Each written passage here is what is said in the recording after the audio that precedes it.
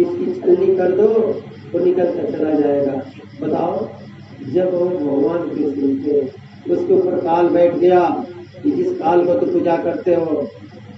आज जब इन्होंने ज्ञान दिया और जब लास्ट में ज्ञान देकर बाद में जब पूरी महाभारत हो गई तो अर्जुन ने पूछा कि हे प्रभु, इसकी ज्ञान हम थोड़ा भूल गया, बता दो।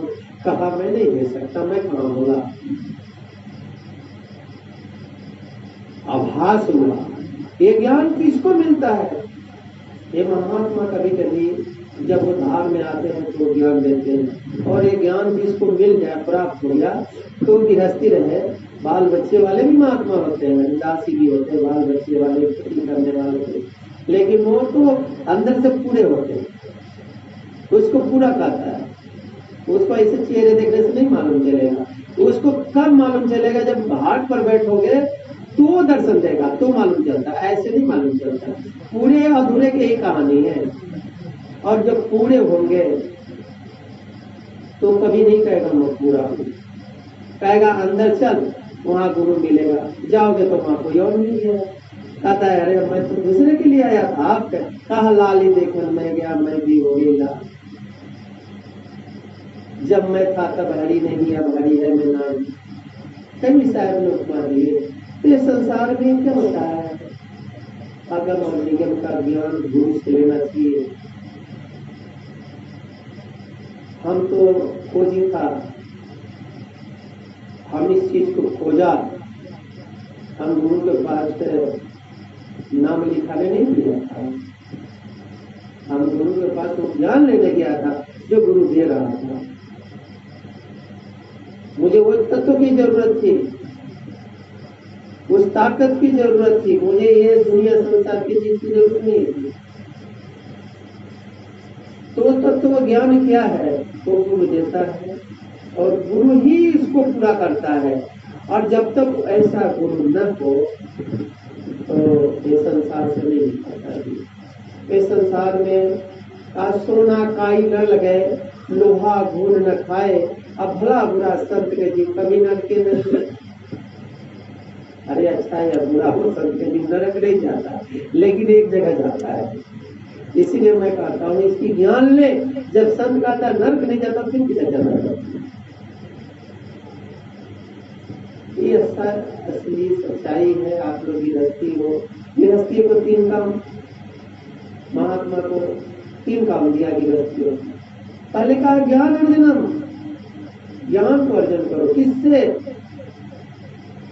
किसी मठ मंदिर में कहीं जाकर पहले सत्संग से ज्ञान अर्जन करो, कहीं भेद, कहीं पूजा पाठ से ज्ञान अर्जन करो। फिर धन अर्जनम, धन को अर्जन करो। वो कैसे? खेती दुकान दफ्तर करके अच्छे से वो धन अर्जन करो। फिर उसके बाद पुण्य अर्जनम, उस धन को पुण्य करो, उससे पुण्य करो निकाल कर साधु महात्मा के सत्संग में भंडारे में खर्च करो। ये गृहस्थी के 3 काम है, लेकिन ये तीनों नहीं करता है। ध्यान दे लेता नहीं, अपने आप को कहता मैं बड़ा हूं।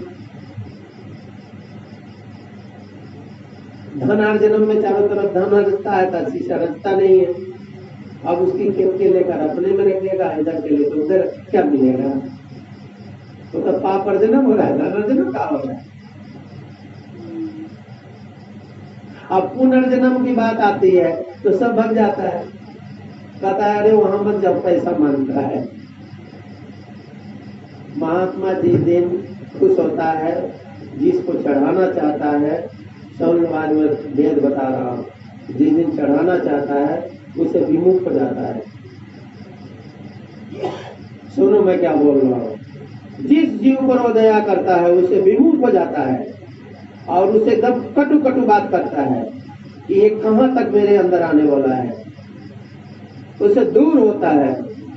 और जब जीव अपने गुरु को, अपने मालिक को सब बातों को सह कर और उनकी चरण को नहीं छोड़ता है तो उसको कान में भी डालने की जरूरत नहीं होती है, माला करने की जरूरत नहीं होती, पास हो जाता है, निकल जाता है।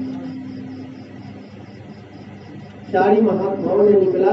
आज इसी गुरु भक्ति और शिष्य की भक्ति पर यह थोड़ा सा समझ है वो बोलेंगे और आप लोग बड़े गौर से सुनना, अच्छे से प्रोफाइल करो, जरूर करो।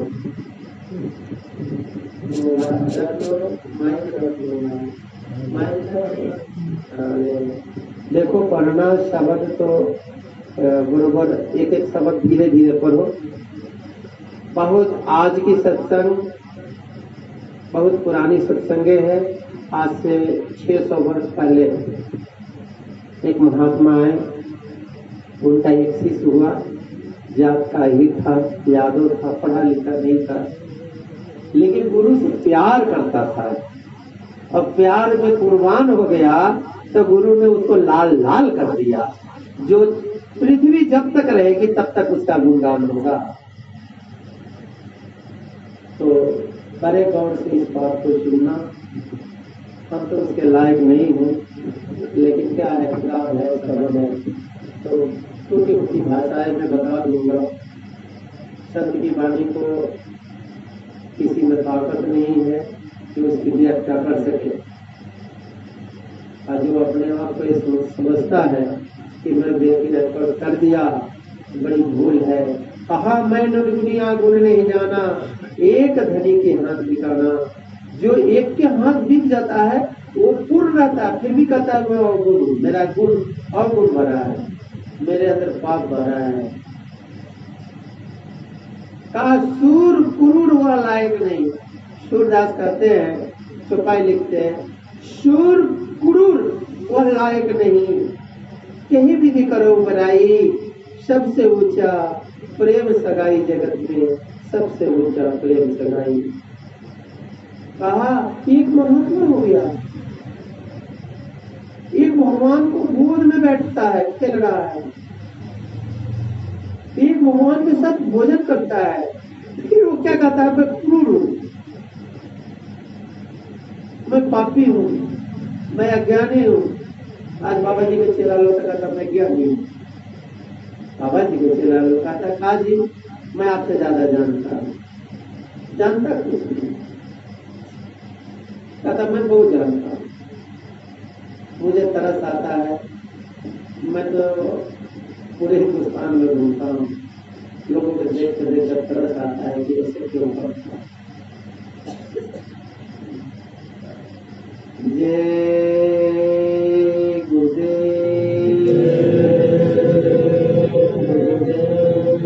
आज 18 तारीख है। आज का दिन मतलब ना आए सत्संगियों के लिए तो अच्छा, जिसका पति अगर गुजर जाता है, अगर उस दिन को उसको बोलो तो भाई को बाहर को बाहर रोता है। आज वो दिन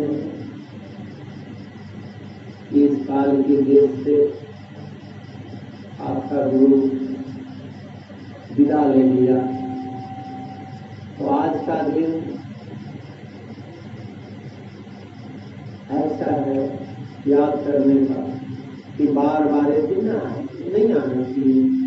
सत्संगी पत्नी क्या सोचता है कि मेरा जीवन हमारा पति के हाथ में है, तो कोशिश ऐसा है कि मैं अपने पति के साथ उसके सामने अपना शरीर छोड़ दूं तो अच्छा।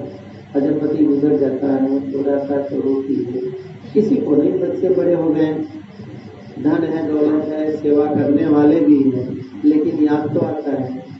आज गुरु शब्द रूप है, गुरु हर घट घट बसे साइया सुनी से न कोई बलिहारी, उस घट की जा घट प्रगट हुए।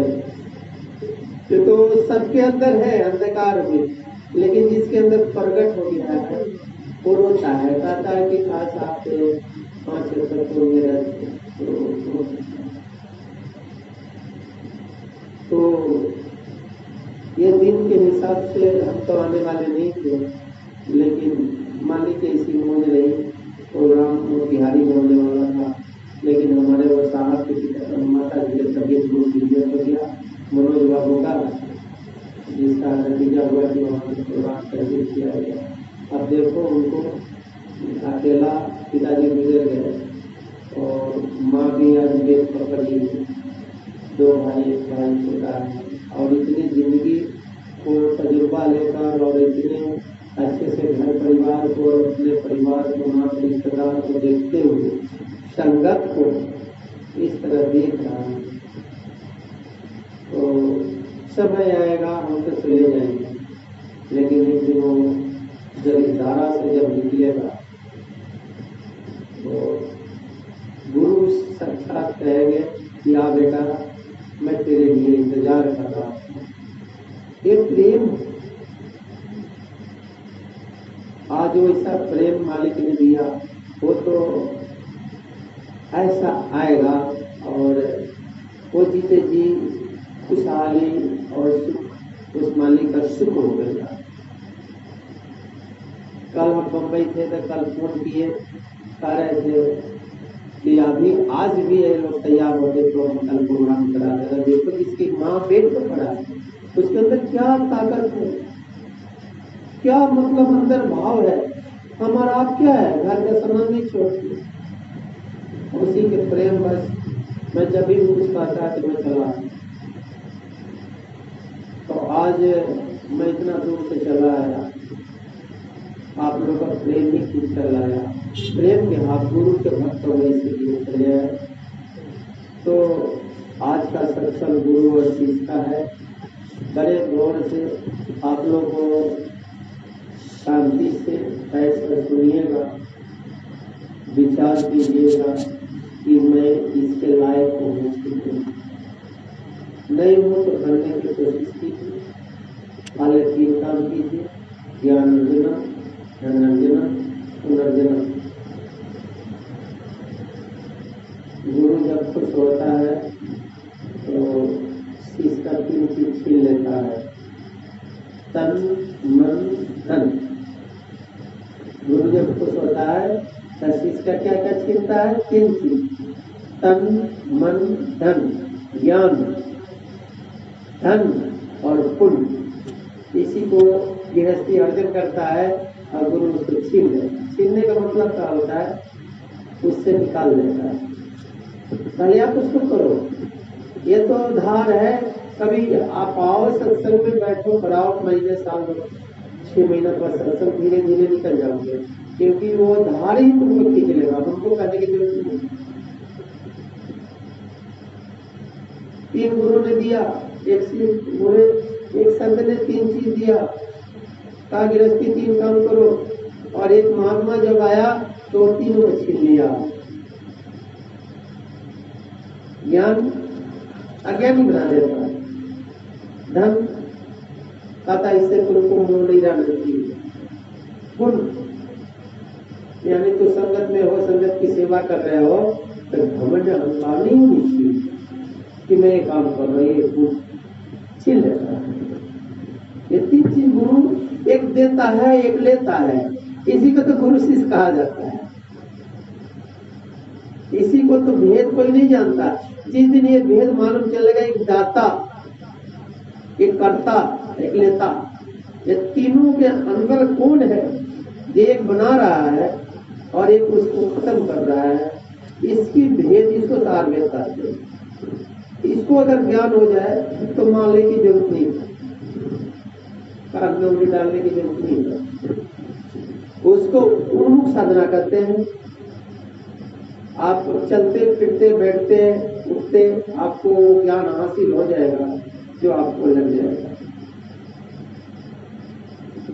माला फेरू न राम बोलो, मुझसे बोलो न राम, अब मेरा साईं मुझको भजे, मैं पाऊँ विश्राम। तो विश्राम, मेरा साईं मुझको भजे, मैं पाऊँ विश्राम। शिष्य गुरु को याद करता है, जिस दिन गुरु शिष्य को याद करने लगे,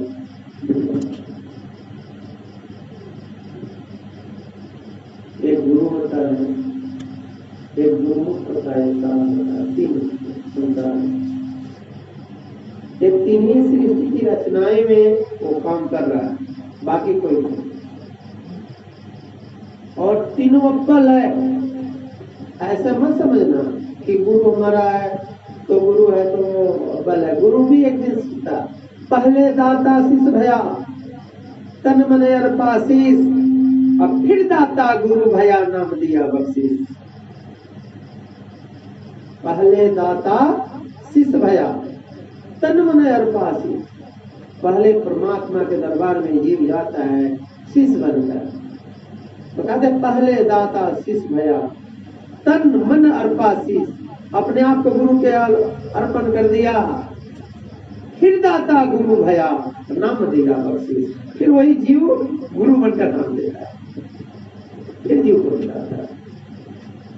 ये है गुरु, इस रहस्य को जानना चाहिए। हाँ जी, पढ़िए।